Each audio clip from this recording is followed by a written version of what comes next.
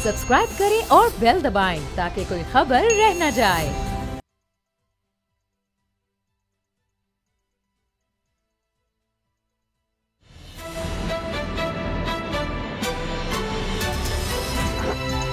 अब पता चला। बिस्मिल्लाहिर्रहमानिर्रहीम, अस्सलाम वालेकुम। मैं हूं मोहम्मद उसामा गाजी और आप देख रहे हैं अब पता चला। मुफाहमत के बादशाह आसिफ अली जरदारी कहते हैं एक जरदारी सब पे भारी, और लग रहा है कि वो नून लीग को पूरी तरह हड़प करना चाह रहे हैं और बड़े अच्छे तरीके से अपने पत्ते खेल रहे हैं, क्योंकि अभी तक जरदारी साहब की तरफ से कोई एक जुमला, कोई एक बयान भी बराह रास्त इस्टेब्लिशमेंट के शदीद खिलाफ आपको नजर नहीं आएगा। जो है बिलावल कर रहे हैं। और जरदारी साहब क्या कर रहे हैं? सनाउल्लाह ज़ाहिरी साबिक़ वज़ीर आला बलूचिस्तान, नून लीग के अहम तरीन आदमी, उनको दावत दे रहे हैं पाकिस्तान पीपल्स पार्टी ज्वाइन करने की। जी हाँ, ये काम अब जरदारी साहब कर रहे हैं। बराह रास्त खुद फ़ोन किया है सनाउल्लाह ज़ाहिरी साहब को, जिन्होंने हाल ही में मियां नवाज शरीफ के खिलाफ बड़ी शदीद तनकीद की, उनको मतलबी कहा, बेवफा कहा, डसने वाला इंसान कहा और पता नहीं क्या कुछ बड़े हवाले दिए उन्होंने। इसी तरह से जनरल रिटायर्ड अब्दुल कादिर बलोच साहब को भी पहले ही वो दावत दे चुके हैं, पाकिस्तान पीपल्स पार्टी की तरफ से दावत आ चुकी है।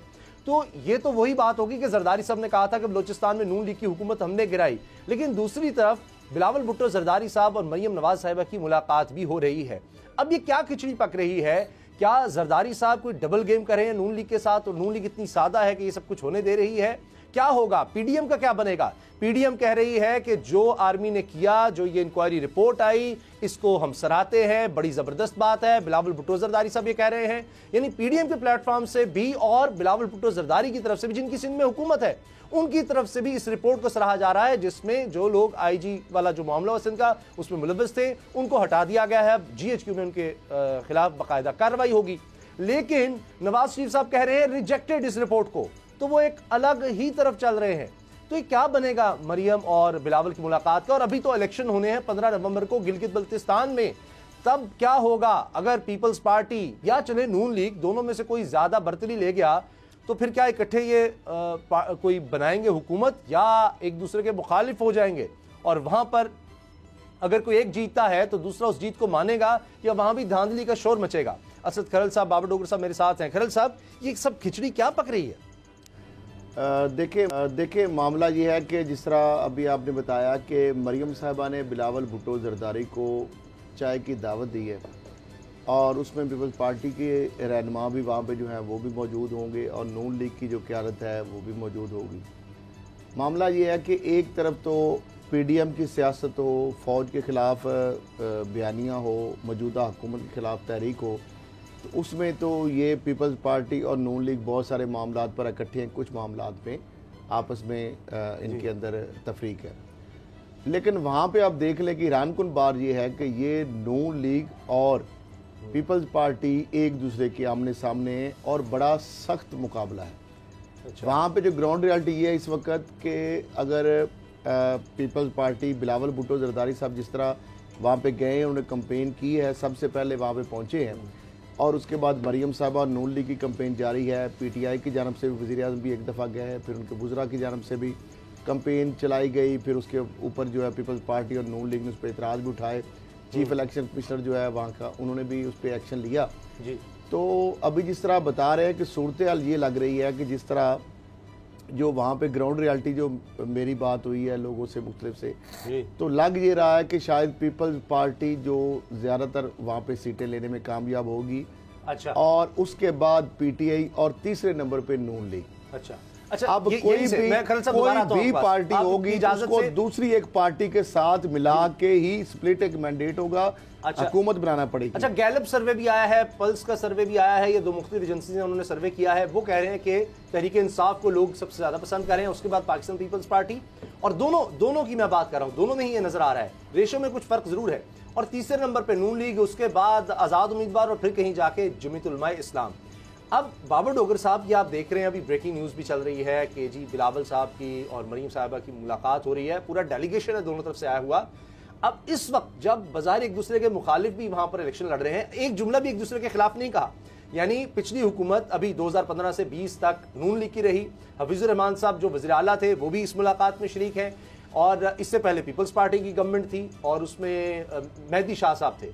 तो अब ये दोनों एक दूसरे के खिलाफ लड़ रहे हैं, लेकिन एक दूसरे के खिलाफ एक जुमला नहीं, और दोनों ही टारगेट कर रहे हैं तहरीक इंसाफ को। क्या ये अच्छी स्ट्रेटेजी है आपकी नजर में कि यहाँ पर इलेक्शन हो रहे हैं, जो हुकूमत थी जिसकी, उसको चाहिए था नून लीग को अपनी चीजें गिनाते कि जी हमने ये किया है, और पीपल्स पार्टी उसको टारगेट करती, लेकिन टारगेट तो वो विफाकी हुकूमत को कर रहे हैं। और ये मुलाकात किस लिए है, क्या रंग लाएगी? उसामा साहब, मरियम नवाज को पता है कि नून लीग को वहाँ से कुछ नहीं मिलना। गिलगित बल्तिस्तान से जिस तरह से ये सर्वेस कह रहे हैं, देखिए एक तरफ पीटीआई का वोट बैंक है, दूसरी तरफ वोट बैंक डिवाइडेड है अपोजिशन पॉलिटिकल पार्टीज के दरमियान, और दोनों ही पीटीआई को क्रिटिसाइज कर रहे हैं। तो मरियम जो है वो तो रेस में है नहीं है, वो तो खुद कह चुकी कि उनके 16 में से 9 लोग तो पहले ही भाग चुके हैं, तो पीछे है क्या, और वो जो बाकी हैं वो पता नहीं जीतने की पोजीशन में है या नहीं है, मुझे नहीं इसका पता। लेकिन मरियम डेस्परेट है। सिर्फ मेरा ख्याल है कि एक तो ये है कि वो इलेक्शन के बाद बिलावल से कहेंगे कि वो जो उनका बयानिया है वो उसको फोकस करें कि ये हमें हरवाया गया इलेक्शन। अच्छा, और मरियम मैं आपको बेट लगा के कहता हूँ कि जिसके पास कैंडिडेट्स ही नहीं है वो ये शोर मचा देगी कि यहाँ कैंडिडेट ये इलेक्शन जो है पहले से मनूवर था और इनको जितवाया गया, और फिर वो सिलेक्टेड की जो बात है वो करनी शुरू हो जाएंगी। दूसरी तरफ मरियम डेस्परेट हुई है। उसामा साहब, पीडीएम का फ्यूचर खतरे में पड़ा हुआ है। इस पीडीएम में अगर किसी ने गेन किया है तो वो बिलावल भुट्टो जरदारी हैं। एक तो ये है उन्होंने अपने कार्ड बड़े अच्छे खेले हैं। मरियम हर लिहाज से लूजिंग पोजीशन में है। उसकी वजह ये है जो बयानिया उन्होंने इस्तेमाल किया, वो बयानिया जो था उससे उनकी पार्टी खुद अपने अंदर टूट फूट का शिकार है। बलोचिस्तान में तो पीएमएलएन खत्म हो गई, सारी पीएमएलएन को तो समेट के बिलावल ले गए हैं। अब दूसरा जो है वो पंजाब के अंदर जो है वो ये अमल शुरू हो जाना है। मैं आपको कह रहा हूं कि पंजाब के अंदर नून लीग के अंदर आज़ाद ग्रुप बन रहा है, इंडिपेंडेंट ग्रुप बन रहा है पंजाब के अंदर नून लीग का। वो तमाम लोग या उसको इंडिपेंडेंट ग्रुप कहा जाएगा या उनको हम ख्याल ग्रुप कहा जाएगा। ये अच्छा। वो लोग होंगे जो अलल ऐलान कहेंगे कि हम नवाज शरीफ और मरियम नवाज का जो बयानिया है इसको हम नहीं मानते, हम पीएमएलएन के अंदर हैं, पार्टी नहीं छोड़े, लेकिन इस बयानिया के साथ हम नहीं चलेंगे।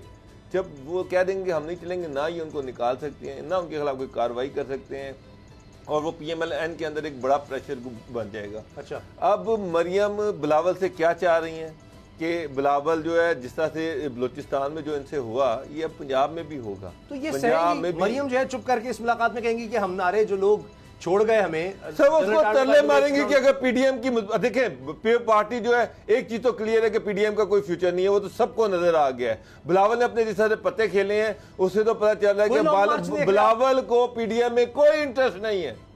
ये इसीलिए उन्होंने कहा उसका जाती कोई इंटरेस्ट नहीं है। बिलावल ने जो उससे फायदा उठाना था वो उठा लिया। पीएमएलएन जो है वो पता चल रहा था, जो गुजरांवाला जलसा जिस दिन हुआ है उसी दिन पता चल गया था कि ये जो पीएमएलएन का ये जो खेल तमाशा है ये ज्यादा जारी नहीं रहना। अल्टीमेटली मरियम जो है इस पार्टी का बेड़ा गर्क कर इसको तबाह कर निकलेंगी, और वो काम उन्होंने कर दिया। पहले नवाज शरीफ की गवर्नमेंट का उनको बेड़ा गर्क किया, अब वो पार्टी उसके हाथ में आई, वो कहते हैं बंदर के हाथ में उस तरह आ गया, ये इसी तरह से ही है, और वो पार्टी का बेड़ा गर्क कर रही हैं, उसको तबाह कर रही हैं। मैं आपको कह रहा हूं कि आने वाले दिनों में पीएमएलएन पंजाब के अंदर तो इसको एक बड़ा ग्रुप जो है वो सामने आएगा जो इनके खिलाफ बगावत कर देगा। असद खरल साहब, इसको कौन हड़प करेगा? ये नए ग्रुप को ये अलग से चलेगा आपकी नजर में, या जरदारी साहब इस तरह खैबर पख्तूनख्वा से भी ले जाएंगे? वो लोग जिन्होंने प्रेस कॉन्फ्रेंस कर डाली है, सीनियर नायब सदर, नायब सदूर, दीगर लोग खैबर पख्तूनख्वा के, गिलगित बल्तिस्तान से लोग छोड़कर चले गए, इसी तरह से पंजाब से अगर जाते हैं, कराची से, सिंध से, तो वो क्या जरदारी साहब फिर उनको लेंगे अपने अंदर समोलेंगे? मामला ये है उसामा साहब, वन पार्टी का इलेक्शन तो हो नहीं सकता। पंजाब के अंदर पीटीआई के सामने एक पार्टी तो आनी आनी। अब जिस तरह जरदारी साहब ने, आपने देखा कि अब्दुल कादिर बलोच साहब हों या सनाउल्लाह ज़हरी साहब हों, बिलावल भुट्टो जरदारी से लेकर आसिफ जरदारी तक बराह रास्त उनको उन्होंने दावतें भी दी हैं पार्टी में शमूलियत के हवाले से। उसके बाद KPK के हवाले से भी उनके राब्ते हैं, मुख्तलिफ जो लोग हैं। अब जो डोगर साहब ने बात की है कि हम ख्याल लाइक माइंडेड नून लीग के अंदर से एक ग्रुप निकल रहा है, डोगर साहब ने जो बात की मैं बिल्कुल उसको इंडोर्स भी करता हूं। और वो जो ग्रुप होगा वो कुछ 10, 12, 5, 7 लोग नहीं होंगे। वो ग्रुप इतनी बड़ी मेजोरिटी में हो जाएगा कि ऐसे लगेगा कि शायद नून लीग जो है उससे ज़्यादा उस ग्रुप के साथ लोग जमा होते जाएंगे। ठीक, ये ग्रेजुअली ग्रुप सामने आएगा और उसमें मुख्तलिफ जो डिवीजन के लोग हैं डिस्ट्रिक्ट वाइज जो लोग हैं, तंजीमी अहदेदार जो हैं, जो इलेक्टेड जो MPAs हैं और MNA या सेनेटर तो भी खैर नहीं, लेकिन MNA भी उस ग्रुप के साथ मिल सकते हैं। और वो ग्रुप जो है वो ना तो फिलहाल वो PTI की जानब बात करेगा ज्वाइन करने की, ना वो काफ लीग ज्वाइन करने की बात करेगा, ना पीपल्स पार्टी की। वो कहेंगे कि हमारा अपना एक असूली मौक़िफ़ है और अगले आने वाले इलेक्शन में हम जो भी देखेंगे किसको ज्वाइन हमने करना है। अब ये जब ग्रुप सामने आएगा तो उसके बाद सूरत हाल ये बन जाएगी कि देखा था कि उस ग्रुप के अंदर लोग बढ़ते जाएंगे। ये भी सूरत हाल पैदा हो सकती है कि नून लीग के लोग कम रह जाए और वो हम ख्याल ग्रुप उनसे बड़ा हो जाए।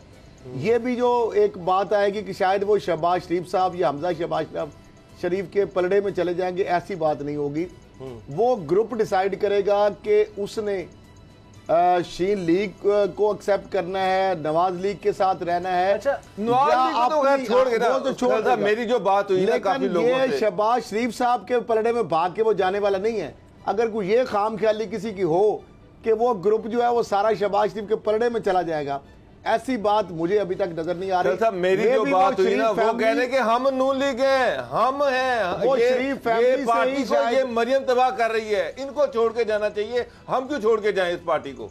ये लोग जो है ये जिम्मेदार हैं। ये जो बयानिया हम पे ठूसा गया, जिसकी वजह से हुकूमत का भी बेड़ा गर्क हुआ, जिसकी वजह से पार्टी का भी बेड़ा गर्क हुआ, ये मरियम के खिलाफ बगावत होगी पार्टी के अंदर से। मैं आपको कह रहा हूं, मेरी बेताशा लोगों से बात है, आप आने वाले दिनों में देखिएगा एक बड़ी खौफनाक बगावत हो रही है पंजाब के अंदर से नून लीग के खिलाफ। शहबाज शरीफ साहब और हमजा शहबाज अगर उस ग्रुप का साथ देंगे तो जाहिर बात है नवाज शरीफ और मरियम से बिल्कुल अलग हो जाएंगे। इनका भी इम्तिहान है, ऑप्शन नहीं है, आप दोनों तरफ खेल नहीं सकते।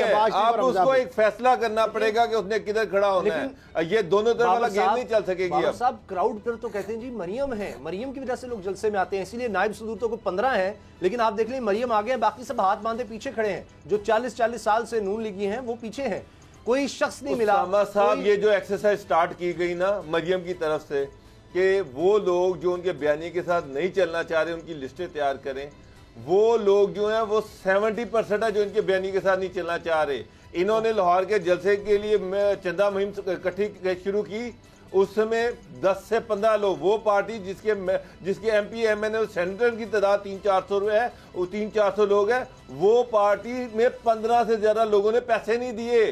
कोई बंदा इनके पास आने को तैयार नहीं है इस वक्त।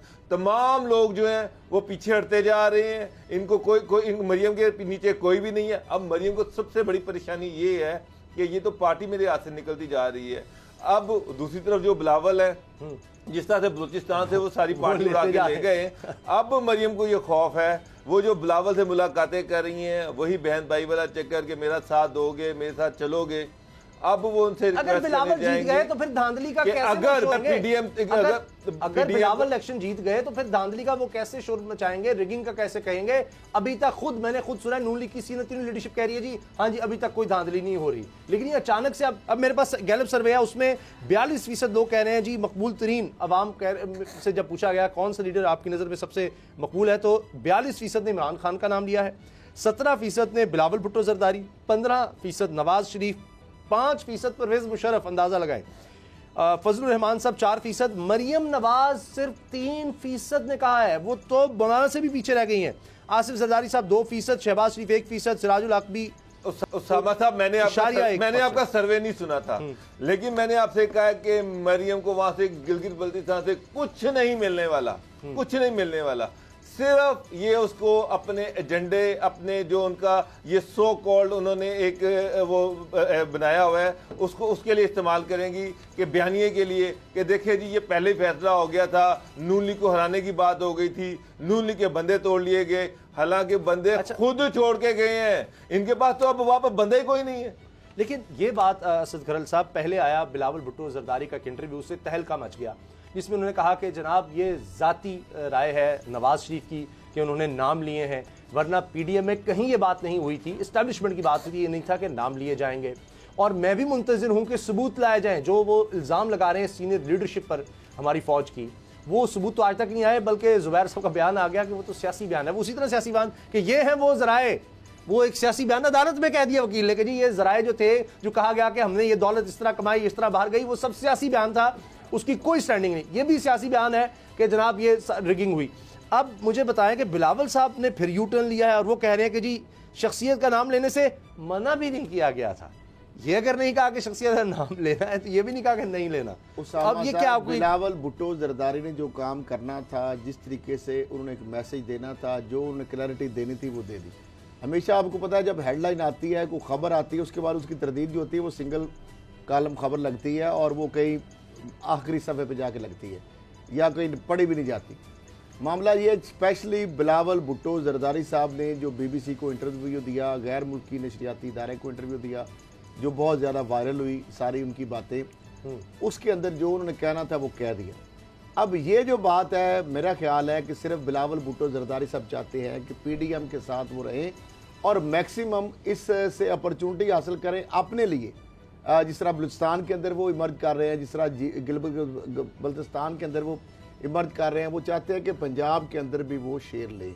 अच्छा। और वो नहीं चाहते कि इस्टेब्लिशमेंट या फौज या मुल्की इदारों के साथ, अदलिया के साथ वो इस तरह की ज़ुबान इस्तेमाल करें, इस तरह का टकराव करें जिस तरह का माजी में पीपल्स पार्टी और इस्टेब्लिशमेंट के आपस में मुखालफत चलती रही। अब वो स्पेस ले रहे हैं, वो खलात जो नवाज शरीफ साहब जो हमेशा इस्टेब्लिशमेंट के कंधों पे बैठ के आए हैं, जिनको उंगली पकड़ के इस्टेब्लिशमेंट लाई, उनको पहली दफ़ा अपॉर्चुनिटी मिली है आसिफ जरदारी साहब और बिलावल भुट्टो जरदारी साहब को इस्टेब्लिशमेंट के करीब होने की, तो वो उसका भरपूर फायदा उठा रहे हैं। अब देखिए मुखलिस नहीं, आप देखिए IG के जो मामला हुआ, जो इंसिडेंट है, उसके ऊपर बिलावल भुट्टो जरदारी ने वजीर आजम की बजाय आर्मी चीफ को टेलीफोन किया, आर्मी चीफ से मुतालबा किया, आर्मी चीफ ने वो इंक्वायरी जो है उसकी की और बिलावल भुट्टो सिंध की भी रहती है, बिलावल भुट्टो जरदारी साहब सिंध हुकूमत की अभी रहती है। PDM कह रही है जी इंक्वायरी अभी तक क्यों नहीं आई, बिलावल भुट्टो तो सिंध हुकूमत की कहाँ है? वो भी 1-2 दिन में आ जाएगी। मुर्जा वहाब साहब कह रहे हैं, उनके जो तर्जमान है। मामला ये है कि बिलावल भुट्टो जरदारी साहब ने ये भी जो बात की कि मैं अप्रिशिएट करता हूँ आर्मी चीफ को, उस पर आप देखें ना, नवाज शरीफ, शाहिद खान अब्बासी, ये सारे तो सीख हुए पड़े हैं। मरियम साहिबा, जितनी भी नून लीग की क्यादत है, वो तो इस पर भी परेशान है कि ये क्या हो गया कि बिलावल भुट्टो जरदारी ने जो आर्मी चीफ से मांगा, जो डिमांड की, उसके मुताबिक उन्होंने एक्शन भी कर दिया और बिलावल भुट्टो उसके ऊपर अप्रिशिएट कर रहे हैं।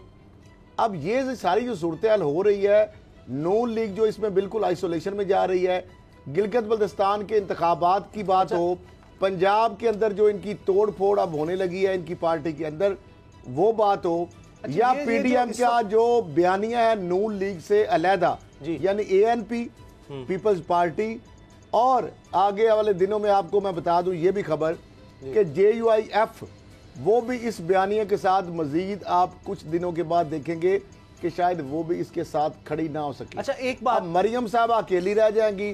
अब देखना यह है कि उनके साथ फिर वो तांगे की सवारियों वाला मामला रह जाएगा। बिलावल भुट्टो जरदारी साहब आपने जो पत्ते हैं बड़े अच्छे तरीके से खेल रहे हैं। अच्छा, जरदारी साहब पीछे से सारी चीजें उनको जो बता रहे हैं, क्या जरदारी साहब वो बदले ले रहे हैं? बाबर डोगर साहब, अब लॉन्ग मार्च तो अभी बड़ा दूर लग रहा है, जनवरी, लेकिन जिस तरह से ये इलेक्शन का रिजल्ट आएगा पता नहीं है पीपल्स पार्टी और नून लीग के दरमियान क्या कुछ हो जाए। ARD बनती है जब नवाज शरीफ साहब की हुकूमत जाती है, परवेज मुशर्रफ आते हैं, और उसके बाद अलायंस फॉर रेस्टोरेशन डेमोक्रेसी अभी होता ही है मुआहिदा, तो हफ्ते के अंदर अंदर मियाँ साहब बाहर निकल गए, वो एक अजीब काम हुआ। फिर चार्टर ऑफ डेमोक्रेसी होता है तो कॉन्डोलीजा राइस लिखती है कि जनाब वो तो हमने करवाया, उसके बाद किस तरह पैचअप बेनज़ीर भुट्टो और परवेज मुशर्रफ के दरमियान, और उसके बाद वो वापस आए। चार्टर ऑफ डेमोक्रेसी ना कोई बात ही नहीं करेगा परवेज मुशर्रफ से, यही था, वो बात की गई, वापसी हुई। शहबाज शरीफ साहब अभी खुद कह रहे थे कि जनाब ये इलेक्शन 2018 से महीना 2 महीने पहले तक तो हमारी बातचीत चल रही थी, काबीना के नाम फाइनल हो रहे थे। तो ये जो सारा कुछ होता रहता है, ये बिहाइंड द सीन के एग्रीमेंट्स ये खुद ही वायलेट करते हैं, कभी नून लीग करती है, कभी पीपल्स पार्टी। इस दफा भी यही होगा, ये जरदारी साहब ईंट से ईंट बजाने वाला बदला ले रहे हैं, जो कुछ बेनज़ीर भुट्टो के साथ होता रहा उसका बदला ले रहे हैं। वो काला कोट पहन के जो नवाज शरीफ साहब चले गए थे सुप्रीम कोर्ट, इनका कोई भी वज़ीर-ए-आज़म पूरा नहीं होने दिया उसका टेन्योर, उसका बदला ले रहे हैं। और नून लीग को समझ नहीं आ रही, या नून लीग के पास चॉइस कोई नहीं है इसके अलावा। उसामा साहब, जब ये अलायंस बन रहा था PDMA का, उस वक्त तो मेरा ख्याल है कि बिलावल भुट्टो या जरदारी साहब को उनकी ये सोच भी नहीं होगी कि ये इतना बड़ा इनको अपॉर्चुनिटी मिल जाएगी कि वो काम जो शायद बड़े बड़े डिक्टेटर नहीं कर सके, वो काम मरियम खुद कर देंगी। बहरहाल मरियम से ये एक्सपेक्ट किया जा सकता था, जिस तरह से उन्होंने अपने वालिद की चलती चलाती गवर्नमेंट जो है उसको महलाती साजिशों की वजह से उसका बेड़ागर्क कर दिया, उसको तबाह कर दिया। वो बेचारा बाद में पूछता रहा कि मुझे क्यों निकाला, मुझे क्यों निकाला। मरियम से पूछता कि वो क्यों, उसे क्यों निकाला गया। मरियम बताती कि किस तरह से डॉन लीक्स हुई और क्या क्या वहाँ पर होता रहा, जिसकी वजह से मियाँ साहब जो है वो सड़कों पर आ गए। ये अब मरियम साहबा ने वही काम जो है वो अब दोबारा कर दिया है। नून लीग जो है वो उसका बेड़ागर्क कर दिया है, तबाह कर दिया। पार्टी जो है उसमें पार्टी में कोई इनके साथ चलने को तैयार नहीं है, कोई इनके बहनी के साथ चलने को तैयार नहीं है। अब जरदारी साहब को एक बहुत बड़ी अपॉर्चुनिटी दिखाई देनी शुरू हो गई है, बिलावल को भी बड़ी अपॉर्चुनिटी दिखाई देनी शुरू हो गई है। आप देखें कि बड़े तरीके से बिलावल जो है वो आहिस्ता आहिस्ता पीडीएम से डिस्टेंस कर रहे हैं, वो उसको छोड़ नहीं रहे, वो उससे बाहर नहीं निकल रहे, लेकिन पीएमएलएन से अपने आप को डिस्टेंस कर रहे हैं। क्योंकि अल्टीमेटली बलोचिस्तान के बाद पंजाब की बारी है, जहां से पीपल्स पार्टी ने अपने आप को तगड़ा करना है, मुस्तहकम करना है। बिलावल जो मैसेज दे रहे हैं वो मैसेज बड़ा लाउड एंड क्लियर है। वो मैसेज ये है कि जनाब हम एस्टेब्लिशमेंट के ख़िलाफ़ नहीं हैं, हम इस मुल्क की सलामती के अदारों के ख़िलाफ़ नहीं हैं। हाँ, हमें थोड़ा बहुत इख्लाफ ज़रूर है कि हर कोई अपने दायरे में काम करे। ये तो आपका आइन भी कहता है, ये तो सारे ही कहते हैं कि सारे अपने आइन के दायरे में रहकर काम करें, वो तो हर बंदा ये चाहता है। लेकिन वो नाम लेकर एस्टेब्लिशमेंट को वीक करने की साजिश में मुलविस नहीं है। वो रा के साथ या इंडिया के साथ मिलकर पाकिस्तान की असास को, पाकिस्तान की सिक्योरिटी को कमज़ोर करने के हक में नहीं है। तो ये जो उनका बयानिया है, वो जो लाइन ले रहे हैं, वो अल्टीमेटली उनकी नज़र में उनके सामने जो टारगेट है वो है पंजाब। पंजाब में बिलावल को ये नज़र आ रहा है कि उनके लिए स्पेस बननी शुरू हो गई है, और ये स्पेस जो है ये पीएमएलएन के अंदर जो टूट फूट हो रही है उसकी शक्ल में उनके सामने आएगी। तो ये कब तक आपको लगता है साथ चलेंगे? ये लॉन्ग मार्च तक मामला चलेगा? साहब ये वो इतने बच्चे नहीं है कि पीडीएम से बाहर आ जाए, पीडीएम के अंदर रहेंगे, पीएमएलएन से जो है वो आहिस्ता आहिस्ता वो पीछे हटेंगे और पीएमएल के अंदर वो शबखून मारेंगे। मैं आपको बता दूं, तो मरियम जो अज़हरी को फोन, सर ये पंजाब की बारी आनी है, अब पंजाब की बारी आनी है। मैं आपको कह रहा हूं पंजाब के अंदर बिलावल की नजरें, आसिफ अली जरदारी की नजरें पीएमएलएन पंजाब पर हैं, वो पंजाब की तरफ देख रहे हैं। यहाँ पर पीएमएलएन यहाँ पर जो हम कभी नहीं लड़ेंगे, फायदा उन्होंने उठाना है, हम बहन भाई कभी नहीं लड़ेंगे। वो तो मरियम देखिए मामला ये है कि अपनी पॉलिसियों की वजह से, जो उनका बयानिया उसकी वजह से, जिस तरह नेशनल पार्टी भी आपने देख लिया बलूचिस्तान से ख़त्म, गिलगित बल्तिस्तान के अंदर से भी आपको समझ आ जाएगी, जिस तरह आज़ाद कश्मीर के वाले से वो भी आपको पता चल गया। अब मामला रह गया पंजाब का। पंजाब से पहले जीटी पार्टी कहना बहन भाई हैं, और सर ये तो कई जरदारी नवाज भी भाई भाई बन गए थे, और वो भाई भाई जो थे 2008 की जो गवर्नमेंट थी वो 2 साल के बाद वो सारा कुछ अलग हो गया था। ब्रेक का वक्त है, ब्रेक के बाद मिलते हैं और पर फर्द जुर्म आयद हुई है इसकी बात करेंगे।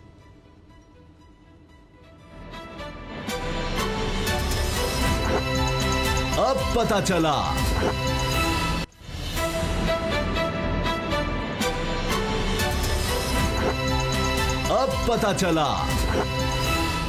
ब्रेक के बाद खुशामदीद। शहबाज शरीफ साहब पर फर्द जुर्म आयद कर दी गई है मनी लॉन्ड्रिंग केस में, और वो वही बात कह रहे हैं जो हमेशा से कहते आए हैं कि मुझे इंतकाम का निशाना बनाया जा रहा है और एक ढेले की भी करप्शन नहीं किया। असद खरल साहब, ये फिर क्यों बार बार उनको तंग किया जा रहा है?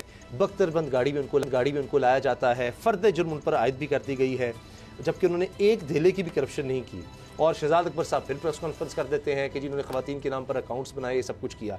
मामला ये है कि उसामा साहब 7.3 अरब रुपए का जो रेफरेंस है, और उसके अंदर 16 जो मुलजमान है, जिसमें 10 के ऊपर फर्द जुर्म आयद हो चुकी है और 6 जो है अदम हाजिरी की बिना पर उन पर फर्द जुर्म आयद नहीं हुई। जिन 10 मुलजमान पर फर्द जुर्म आयद हुई उनमें शहबाज शरीफ, हमजा शहबाज, जवेरिया अली जो इनकी साहबजादी हैं शहबाज शरीफ साहब की, फिर फजलदाद अब्बासी, राशिद करामत, मोहम्मद उस्मान जो इनके CFO हैं, मसरूर अनवर, नसार अहमद, शुएब कमर, कासिम ग्यूमी शामिल जी। और जिन पर अदम हाजिरी की वजह से फर्द जुर्म अभी आयद नहीं हो सकी, उनमें शहबाज शरीफ साहब की अहलिया जो है नुसरत शहबाज साहब हैं, फिर उसके बाद सलमान शहबाज हैं, राबिया इमरान है जो उनकी साहबजादी हैं शहबाज शरीफ साहब की, हारून यूसुफ हैं, ताहिर नकवी और अली अहमद जो है, इन पर अदम पेशी की वजह से फर्द जुर्म आयद नहीं हुई। जी। अब मामला यह है कि इसके अंदर 3 जो वादामा गवाह हैं, बल्कि 4 वो भी इसमें सामने आ चुके हैं, जिसमें मोहम्मद मुश्ताक जो है, मुश्ताक चीनी जो जिनको नाम से मशहूर हैं, उनके बेटे जो है यासर मुश्ताक हैं, फिर शाहिद रफ़ीक हैं और अहमद महमूद जो है, ये शामिल है। इसके अंदर उन्होंने बताया कि किस तरह 60 करोड़ रुपए की रकम जो है यासर मुश्ताक और मुश्ताक चीनी जो है, मुश्ताक एंड को कंपनी बनाई और उस कंपनी का पर्पज़ ये था कि जो पैसा शहबाज शरीफ साहब और उनकी फैमिली के लिए ब्लैक जो मनी है उसको वाइट करना, वो जितना भी पैसा होता था उसके लिए वो टीटीज लगाई जाती, पैसा दिया जाता, फिर टीटीज उस अकाउंट में लगवाई जाती और वो सारा पैसा पे निकाल के सलमान शहबाज और शरीफ फैमिली को दिया जाता और इस तरीके से एक जस्टिफिकेशन बनाने के लिए एक लेन देन का आपस में एक ड्रामा भी किया गया, कागजी कार्रवाई भी की गई कि जिस तरह ये शो हो कि जनाब सलमान शहबाज जो है उन्होंने मुश्ताक चीनी से कुछ कर्जा लिया और उसके हवाले से वो उसको वापस कर रहे हैं और कुछ कर्जे की वापसी का भी बताया गया। अब ये वो सारी चीज़ें हैं जो इसमें जितने भी ये लोग हैं इनका ये भी बताया गया कि ट्रांजैक्शंस जिस तरह होती थी, ये पैसा किकबैक करप्शन का पैसा, यहाँ सीएम सेक्रेटेरिएट के अंदर लोग बैठे थे, वकार ट्रेडिंग कंपनी थी, गुड नेचर कंपनी थी, एक और कंपनी थी, 4 जो फ्रंटमैन कंपनियां बनाई गई और उसके अंदर शहबाज शरीफ साहब के जो कोई उनके मुलाजमीन थे, सलमान शहबाज के मुलाजमीन थे, कैश बॉयज़ थे और फिर किस तरह लंदन से, दुबई से वो रकम जाती थी, उसके बाद फिर वो टीटियाँ ला के वापस आती थी और फिर जो शहबाज शरीफ साहब और उनकी फैमिली के वो अकाउंट में पैसे जाते थे। शहबाज शरीफ साहब की जो लैंड क्रूज़र गाड़ी है इसी टीटियों के पैसे से उसकी पेमेंट हुई, जो 96H जो जहाँ पे सारा ये मनी लॉन्ड्रिंग का जो कच्चे चट्टे रिकॉर्ड थे, हमजा शहबाज और शहबाज शरीफ को पकड़ने के लिए नैब की टीम को कई घंटे वहाँ इंतज़ार कराना पड़ा, वो उसकी एक ईंट जो है उसका एक जो इंच है ज़मीन वो सारी मनी लॉन्ड्रिंग और किकबैक के पैसे से बनी, उसके कोई ज़राए आमदन नहीं है। फिर जो नुसरत शहबाज साहबा का जो अकाउंट इस्तेमाल किया गया और उनके नाम ये प्रॉपर्टी है जो सारी उनके नाम पे कितनी टीटी से लगवाई गई और उसी रकम से फिर जो उनकी सौतन है जो अपना क्या नाम है उनका जो तहमीना दुरानी जो है उनको अपार्टमेंट लेके दिए गए, उनको गिफ्ट दिए गए कीमती। तो ये वो सारी चीजें हैं जिसकी ट्रांजैक्शन जो है सारी वो मौजूद है, रिकॉर्ड पे मौजूद है। इसमें एक मैं और ये 7 अरब से ज्यादा रकम है और 2008 के बाद मेरी 2008 के बाद ये रकम जो है सारी कंपनियों में बतौर कारोबार के लिए इक्विटी के तौर पर यूज की गई। ये काला पैसा जो व्हाइट से ब्लैक से व्हाइट किया गया। मैं आपकी बात से एग्री कर गया, ये पैसा काला धन सफेद किया गया, टीटीज लगवाई गई, फेक कंपनियां बनवाई गई, मनी लॉन्ड्रिंग की गई, ये सारा इशू है, ब्लैक मनी को वाइट किया गया। अभी तक मैंने शहजाद अकबर साहब की सारी प्रेस कॉन्फ्रेंस सुनी है, अभी तक मैंने उनकी तमाम स्टेटमेंट्स पढ़ी हैं। किसी एक जब नैब में ये सारा मामला जाएगा और जज पूछेगा कि इसमें करप्शन कहाँ पर हुई है, ये साबित करें कि ये करप्शन का पैसा है, तो नैब के पास तो अभी कोई चीज़ सामने नहीं आई जिससे ये स्टैब्लिश हो कि पैसा करप्शन से कमाया गया। हाँ, ये जरूर साबित होता है ये काला धन था, इसको वाइट किया गया, पैसा यहाँ से बाहर गया, बाहर से टीटी लगे वापस आया, मनी लॉन्डर हुआ, ये तो सारा कुछ जो है ये है कि ये पैसा काले धन से वाइट किया गया। लेकिन ये जो बड़ा क्राइम है जो स्टैब्लिश करना है कि ये पैसा मेट्रो की फलानी किकबैक है या ये ऑरेंज लाइन की किकबैक है या ये फलाना पावर हाउस जो लगाया गया उसमें से ये पैसा निकाला गया, मुझे ये लिंक कहीं स्टैब्लिश होता नजर नहीं आ रहा। असल जो इम्तहान है नैब की इन्वेस्टिगेशन, ये मुकर जाएंगे, ये कहेंगे जी हमने किया, वो कहते मैंने तो एक धेले की करप्शन नहीं की। वो जो बार बार कह रहा है ये नैब साबित ही नहीं कर सकेगा, तो नैब किस तरह से साबित करेगा कि ये पैसा करप्शन का है?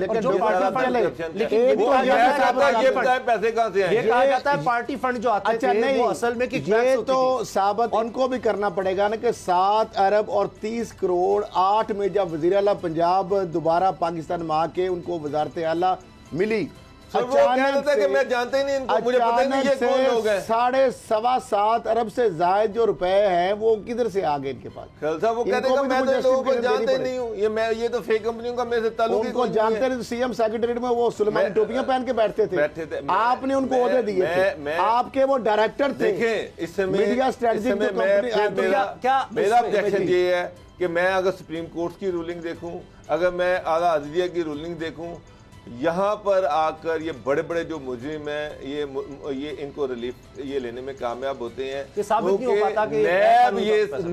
सवाल उठता है नैब पे कि 90 दिन ये आपके पास फिजिकल रिमांड में रहा, ये जुडिशियल रिमांड में रहा, लेकिन उसके बाद आपने अपनी इन्वेस्टिगेशन की, तो आपने किस जगह पे ये साबित करें कि ये करप्शन का पैसा है, कहां से ये पैसा लाया गया? आपकी बात दुरुस्त होगी, लेकिन असद खलल साहब कोई और सजा तो हो सकती है। चलें इसमें अगर स्टैब्लिश नहीं भी कर पाते, ये तो वाज़ेह नजर आ रहा है एक शख्स वादा माफ गवाह बन गया कि जी बिल्कुल ये पैसे बाहर से, ये तो गैर कानूनी है, मनी लॉन्ड्रिंग का केस है ना, पैसा वाइट तरीके से कमाया था। और 30 करोड़ रुपए की जो रकम है इनको बताना चाहिए कि जनाब ये हमें शरीफ डेयरी से आया, ये पैसा हमें फीड से आया, ये पैसा हमें शुगर मिल से आया। का केस होगा ना, क्या मामला ये है कि जायज राय से एहसास बनाए गए ना। अगर आपने जायज राय से बनाए हैं तो आप बता दें, साबित कर दें। आप कहें कि जनाब 7 अरब 30 साबित कर रहे हैं, नैब कोर्ट का तो ये केस है, नैब कोर्ट का तो केस है। साहब मुझे ये बताएं कि जो ठेकेदार रिश्वत देगा, जो किसी प्रोजेक्ट में रिश्वत देगा, वो पैसे के ऊपर नाम तो नहीं लिखेगा। नैब का काम तो ये है कि नैब ये साबित करे व्हाइट कॉलर क्राइम सांची ने, ये बड़े तेज लोग हैं, इनके पास बड़े बड़े ब्यूरोक्रेट का मकसद ही यही था कि ताकि ट्रैक किया जाए, मिसलीड किया जाए इन्वेस्टिगेटर्स को, ताकि ये शो हो कि ये रकम हमें बाहर से आई है। अब अगर इनको रकम ये बाहर से आई है उसामा साहब, जी तो ये अरबों रुपए इनको जो बाहर से भेज रहे हैं वो क्यों भेजेंगे? तो पार्टी फंड है। नहीं, पार्टी फंड तो नून लीग को जाएगा ना, वो सलमान शहबाज को तो नहीं आएगा, ये हमजा शहबाज को तो नहीं आएगा, मुश्ताक चीनी को तो नहीं आएगा, उसके अकाउंट में टीटियां तो उसकी नहीं लगेंगी। उसके लिए तो पार्टी का अकाउंट है और उसका हेड ऑफ अकाउंट है, उसके अंदर पैसा लेकिन सर मेरा फिर ये है कि नैब की इन्वेस्टिगेशन और यहाँ तक इसी वजह से इस फॉल्टी ये कमजोर टेक्निकल इसके पीछे छुपते हैं डोगर साहब, और यही वजह टीटियां लगवाने का मकसद क्या था? हालांकि टेलीग्राफिक ट्रांसफर तो एक लेजिटिमेट और एक लीगल टर्म है, और उसको इसलिए लगवाया गया ताकि ये जाहिर ना हो सके कि ये पैसा हमने पाकिस्तान से बनाया है। वो तो उन्होंने बरतानिया में और दुबई से उन लोगों के नाम से टीटियां लगवाई जिनके पासपोर्ट नहीं बने, जो कभी बैरून मुल्क नहीं गए। तो यहां से नैब को पता चला कि ये क्या तमाशा है कि ये बंदे ने तो ट्रैवल नहीं किया, इसका तो पासपोर्ट नहीं बना, और उसके नाम से बाहर से टीटियां लाके इधर आ रही हैं। कोई पापड़ वाला है, बनाने वाले भी यही हैं, खांचे वाला है, ये भी हमें नैब का कानून बनाने वाले यही लोग हैं, पीपल्स पार्टी नून लीग, इन्होंने ये कानून बनाया, यही इसको लेकर चले आगे। नैब के उनको भी पता है कि क्या-क्या चीजें नैब में पकड़ी जा सकती है। व्हाइट कॉलर क्राइम को पकड़ना कोई इतना आसान काम नहीं। उसामा साहब, उस कानून में यही तो मामला है कि आपके ऊपर जो इल्जाम है उसमें इनोसेंसी आपने प्रूव करनी है। नैब ने आपके खिलाफ जो इल्जाम है वो साबित नहीं करना। एसेट बियॉन्ड मीन्स में है सर, एसेट बियॉन्ड मीन्स और केस वही है ना, मनी लॉन्ड्रिंग बेसिकली केस तो वही है, नजायज राय से असासे बनाने का मामला है, जो उसके काला धन को सफेद करना, ये नजायज पैसा बनाना, मनी लॉन्ड्रिंग करना। अच्छा, ब्रेक कमीशन, करप्शन। ब्रेक लेते हैं, उसके बाद बात करेंगे। कोरोना के केसेस बढ़ते चले जा रहे हैं, जिस तरह आपने देखा कि गिलगित बल्तिस्तान में जलसे जुलूस हुए, वहां पर भी कैप्टन टाइट सफदर को भी कोरोना हो गया और कमर जमान कारिया साहब को भी हुआ। हुकूमत कह रही है कि हमने अब जल्द से हुकूमती सतह पर हुकूमत नहीं करेगी, अब स्कूल्स को भी बंद करने का सोचा जा रहा है। इससे पहले शादी हॉल्स का तो कह ही दिया गया है। ब्रेक के बाद इस पर बात करेंगे।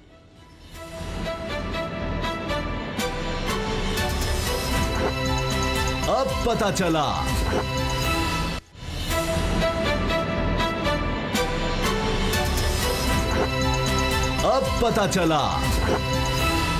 डॉक्टर मुराद रास ने ज्वाइन किया है, स्कूल एजुकेशन के मिनिस्टर हैं पंजाब के। मुराद रास साहब, ये इस वक्त हमारे सामने सारी डिटेल है, एनसीटी के इजलास हो रहे हैं, बड़ी तकरीबात पर पाबंदी की बात की जा रही है, ये भी सोचा जा रहा है कि जलसे जुलूसों पर भी पाबंदी हो। स्कूल्स के बारे में क्या सोचा जा रहा है, क्योंकि जाहिर है कि बच्चों की सेहत हर वालिदैन के लिए, तमाम वालिदैन के लिए बहुत ज़्यादा ये हसास होते हैं वालिदैन इस बारे में, तो क्या सोच रहे हैं आप? देखिए जी, मैं आपको बताऊं, मेरे पास रोज शाम को रिपोर्ट आती है एंड जो हम रैंडम टेस्टिंग करते हैं सारी चीजें स्कूल्स के अंदर जो हम पूरे पंजाब में कर रहे हैं। कल शाम तक जो केसेस थे वो थे 467 और ये टीचर्स और स्टूडेंट्स का मैं दोनों का मिला के आपको बता रहा हूँ। अच्छा, जो टॉप पे जगह जा रही हैं वो है ननकाना, गुजरांवाला, गुजरात और नंबर 4 पे लाहौर है। तो ये टॉप 4 जगह हैं जहाँ पे डबल डिजिट्स में most of the places districts जो हैं उनमें सिंगल। तो ये बताऊं कि स्कूल्स वाहिद जगह है मेरे ख्याल से जहाँ पे SOPs बड़ी सख्ती से फॉलो किए जा रहे हैं। और बाकी जगहों पे आप देखें, अगर मार्केट्स में देखें, अगर आप रेस्टोरेंट्स में देखें और आप शादी हॉल वगैरह में देखें तो आई डोंट नो वहाँ पे कितना फॉलो किया जा रहा है कितना नहीं। मगर स्कूल्स में मैं आपको बता दूं कि हमने बहुत सख्ती की है। हमने स्कूल्स बंद भी किए हैं, काफी ज्यादा स्कूल्स बंद किए हैं। और 16 को अब मीटिंग NCOC की हमने बुला ली दी है, NCOC ने भी बुला ली है। तो 16 को हम इसके ऊपर बैठ के एक डिटेल डिस्कशन इंशाअल्लाह मंडे को करेंगे। अच्छा, ये फैसले जो भी होंगे यूनानिमस होंगे या सिंध हुकूमत, पंजाब हुकूमत, ये हुकूमतें बलूचिस्तान, खैबर पख्तूनख्वा ये अलग से भी अपने फैसले ले सकती हैं? नहीं सर, ये सब इकट्ठे बैठ के इंशाअल्लाह फैसले लेंगे। उसामा साहब, एक बड़ी इंटरेस्टिंग बात बताऊं कि अगर देखें, अगर गुजरांवाला में केसेस बड़े हैं या ननकाना में बड़े हैं, गुजरात में बड़े हैं, तो मैं रहीम यार खान तो नहीं बंद कर सकता या मैं भावलपुर ना बंद कर दूं। तो हमें बड़ा ये सोच समझ के फैसले करने पड़ेंगे कि हम सारा सिस्टम नहीं बंद कर सकते, क्योंकि बहुत सारी जगह हैं जहां पे बहुत सारे नॉर्मल केसेस हैं और कोरोना चला तो नहीं गया मगर उसको मैनेज किया जा रहा है। And we are doing, I think the government is doing an excellent job. So उसकी वजह से हमें देखना पड़ेगा कि कौन कौन सी जगहों का हमें रिस्ट्रिक्ट करना पड़ेगा और smart lockdown across the board आप इसको बंद नहीं कर सकते। अच्छा मुराद राज साहब, जो ये जिस तरह आपने 4 जिलों की बात की जिसमें ननकाना, गुजरांवाला और मुल्तान, गुजरात और लाहौर, तो लाहौर चौथे नंबर पे जिस तरह आपने बताया, क्या वजह है कि जिस तरह इतने सख्त SOP के बावजूद क्या ऐसी इंडिकेशंस हैं जिसकी वजह से उन जिलों में ये केसेस जो है रिपोर्ट ज़्यादा हो रहे हैं? क्या वायलेशन हो रही है SOP, उसको फॉलो अप नहीं किया जा रहा, क्या वजह है ऐसी? नहीं, इसमें देखें, जरूरी नहीं कि ये स्कूलों के अंदर की वजह से हो रहे हैं। ऑब्वियसली बच्चे रोज घर भी जाते हैं, वापस भी आते हैं, टीचर्स भी घर जाते हैं, वापस आते हैं, स्टाफ जो बाकी का वो भी घर जाता है, वापस आता है। So it could be multiple reasons. It doesn't have to be कि स्कूल के अंदर ही हो रहा है। ये स्कूल के बाहर का मेरे ख्याल से ज्यादा इन्फ्लुएंस है इस चीज के ऊपर। और अच्छा, एक डॉक्टर साहब, ये वो स्कूल जो SOPs की वायलेशन कर रहे हैं उसके खिलाफ क्या एक्शन लिया जा रहा है या किस किस्म का एक्शन लिया जा रहा है? देखिए, जो वायलेशन करता है उसको एक वार्निंग दी जाती है और उसके बाद स्कूल को बंद कर दिया जाता है। अगर मैंने खुद जाके पर्सनली स्कूलों को चेक किया है और कल भी मैं जा रहा हूँ, कल मैं बताना नहीं चाहता, चले मैं बता देता हूँ, मैं कल अटक में हूँ जिस तरह। तो आप देखना कि रैंडमली मैंने जाके स्कूल देखे हैं पंजाब के अंदर और जहाँ पे SOP फॉलो नहीं हो रहे थे, मैं जान के वहां पे दोबारा गया 2 हफ्ते के बाद, 10 दिन के बाद देखने के लिए। और मैं जब भी जाता हूँ मैं बताए बगैर जाता हूँ, मीडिया को बता के जाएंगे या बाकी को बता के जाएंगे तो वो पहले तैयारी कर लेते हैं सारी। आई मेक श्योर कि मैं कभी बताऊँ ना किस वजह जा रहा हूँ, कहाँ जा रहा हूँ।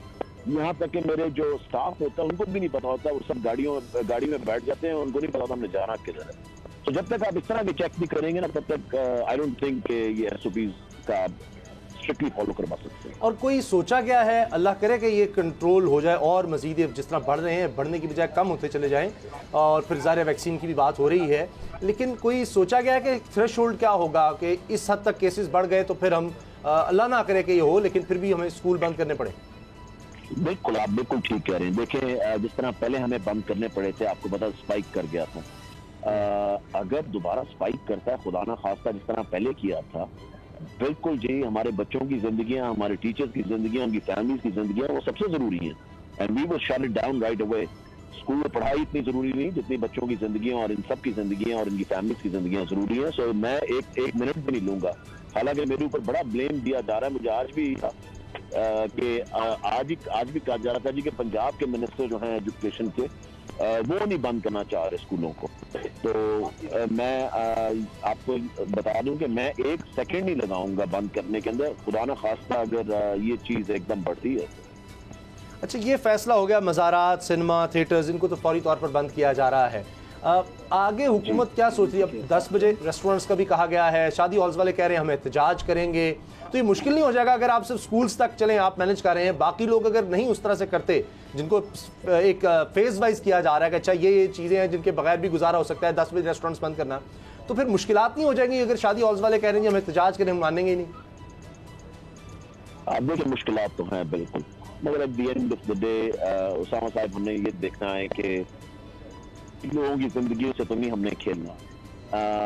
पाकिस्तान में हमने पिछली दफा भी गवर्नमेंट ने बड़ा जबरदस्त स्मार्ट लॉकडाउन किया, जिसकी वजह से आपने देखा हालात हमारे, आप नेबरिंग कंट्रीज में देखें, ईरान में कहाँ चले गए, इंडिया का तो जो हाल है उस सबको पता ही है, रोज के तकरीबन 90,000 80,000 केस निकलते हैं। So smart lockdown is the key.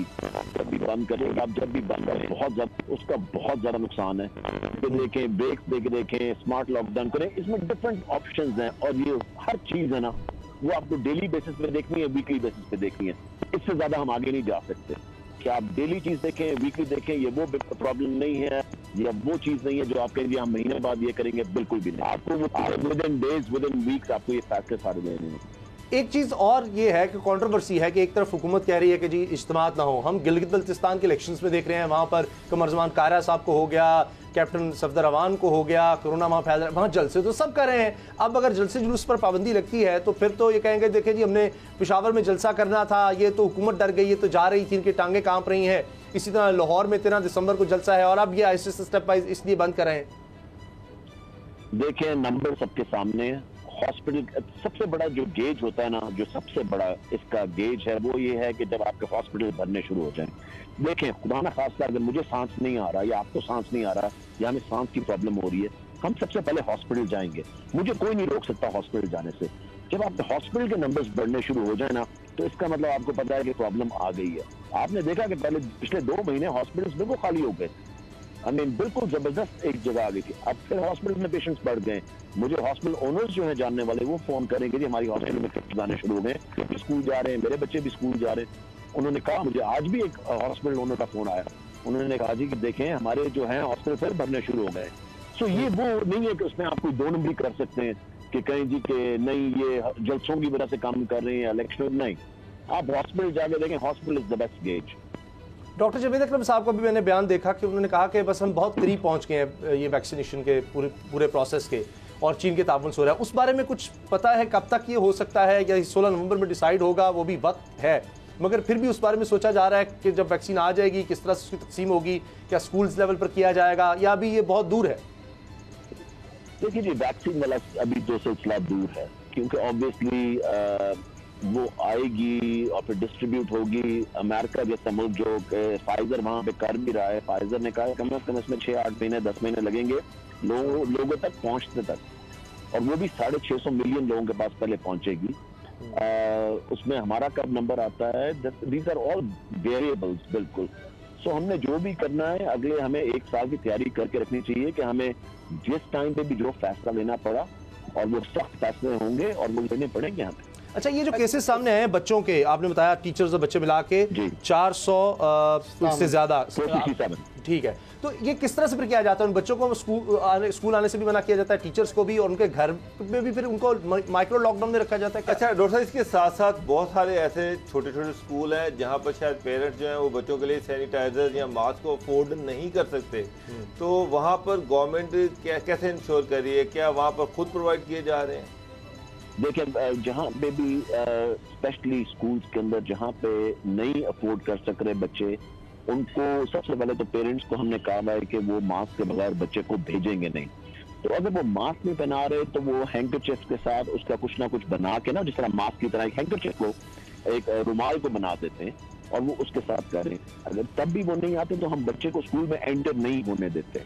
ये स्ट्रिक्ट पॉलिसी है कि मास्क के बगैर बच्चा एंटर स्कूल में नहीं होगा। देखें, सब कुछ आप हुकूमत के ऊपर छोड़ देंगे तो हम सब ने अपना रोल प्ले करना है।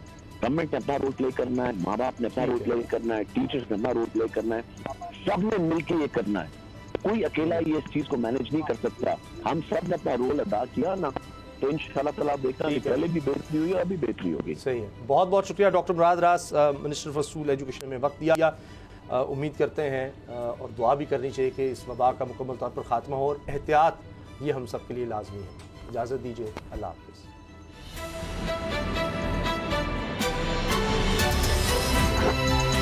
अब पता चला। सब्सक्राइब करें और बेल दबाएं ताकि कोई खबर रह न जाए।